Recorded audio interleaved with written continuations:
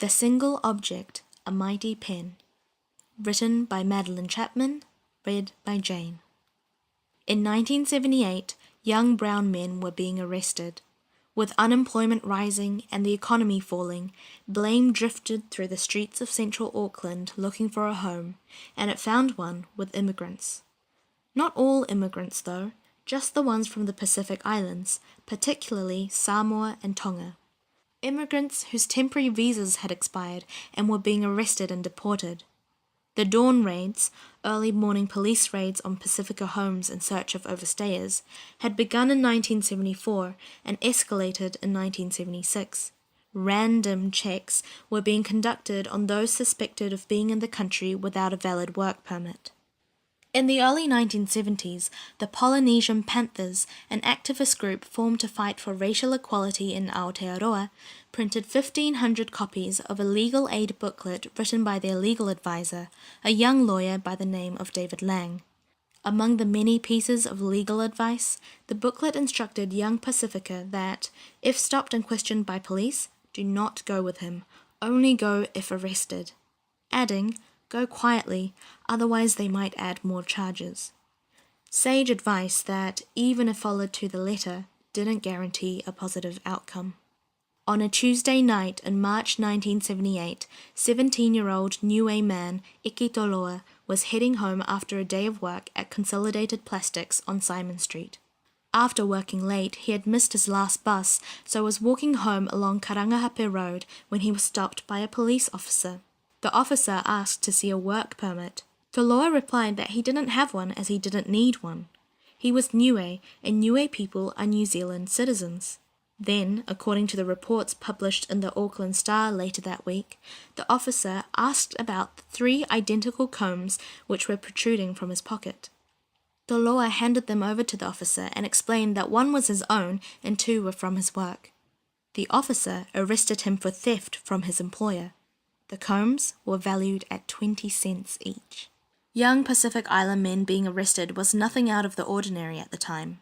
One of the original members of the activist group Polynesian Panthers, Tingilau Ness, who was expelled from Mount Albert Grammar in 1971 for refusing to shave his afro, remembers it as a time when being brown and poor was a crime.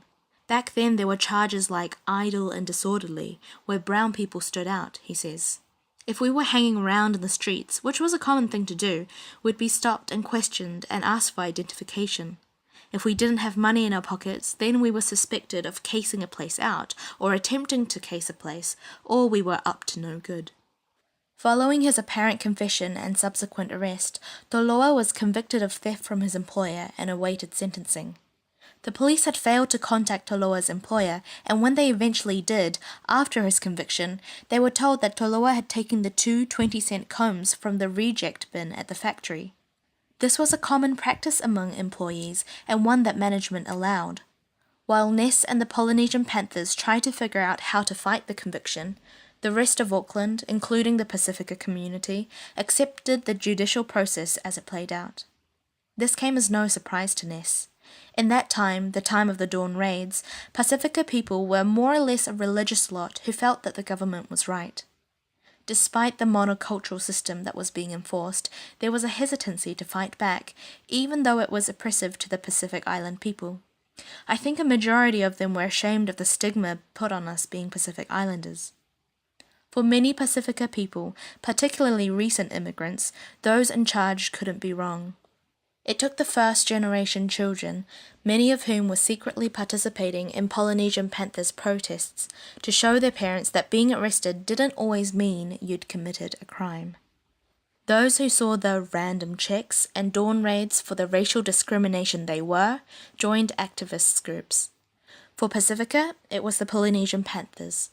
Other predominantly Pākehā groups included the People's Union, Halt All Racist Tours, HART, and the Citizens Association for Racial Equality, CARE. In 1978, the Secretary for CARE was David Williams, a young law lecturer at the University of Auckland who was providing free legal advice to the Bastion Point protest groups. Williams read about Toloa's arrest and conviction in the paper and called a friend who, in his frustration, said, "I mean, for heaven's sake, even if he did steal it, it's not worth more than a university pen." And at 20 cents, it wasn't, which gave Williams an idea. He called the reporter from the Auckland Star who'd written the original story and told her that the next morning he'd be at the downtown police station, handing himself over for arrest after confessing to stealing from his employer. The stolen goods, a single University of Auckland pen. As promised, the next morning, Williams took a university pen from his home and confessed to the officer on desk duty at the Auckland police station his crime of stealing from an employer, a serious offence. As Williams recalls, the following exchange took place. Williams: "I've come to provide you evidence of a serious crime called theft from my employer, which is punishable by 10 years imprisonment. Seeing that I'm confessing it, you've got sufficient evidence to arrest me and prosecute me." Officer: "What's going on here? Why should I be bothered with you?" Williams: "Well, you were bothered with Iki Toloa yesterday, weren't you?" Officer: "Oh, this is political, is it?" Whether you call it political or not, the fact is that I am giving you a confession to having committed a crime which is a serious crime in the Crimes Act. Well, you were probably doing work with it at home. No, I wasn't doing any work with it at home. If you look at the end of that pen, you'll see it's got green chalk in it.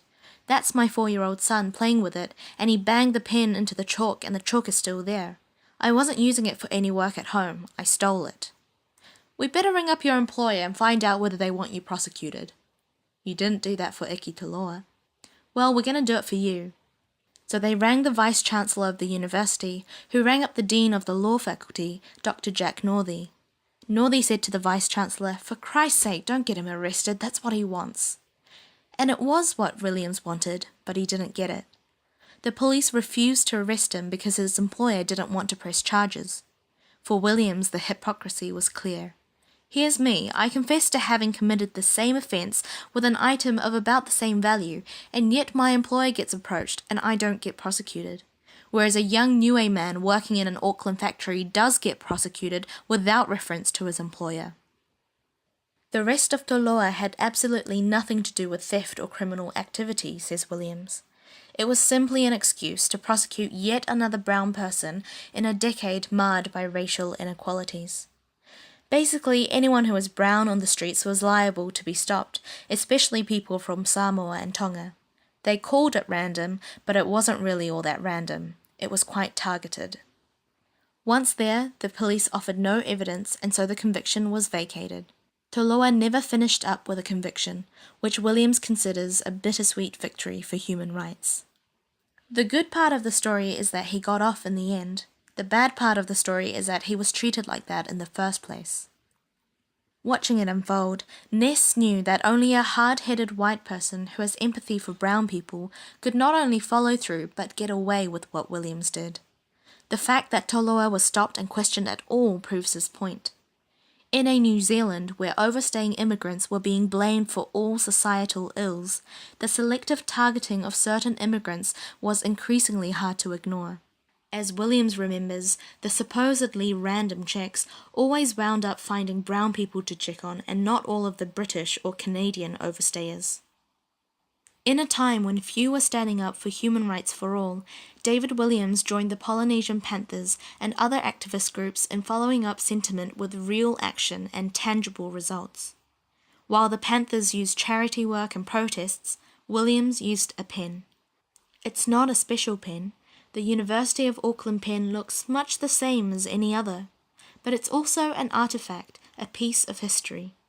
In 2015, the pen was acquired into Auckland Museum's Pacific Ethnology collection, and it will be on display to the public as part of the museum's renovation and exhibition refresh over the next 2 years. I got to see it in the basement of the museum.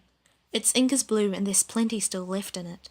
The chalk William's son mashed into the pen is still visible 40 years later.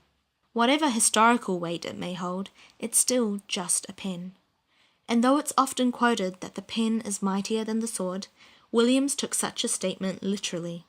But he also knows, and stresses to this day, that it was privilege that allowed him to enact change with only a pen. And those who share his privileges have no excuses for not doing the same. Silence is a form of condoning. If you've got a chance to stand up, you should be willing to do so. For me to stand up and make a fuss, what are the consequences going to be? Actually, not very serious. It's quite important that people who are given a certain status by society do try to speak truth to power at times.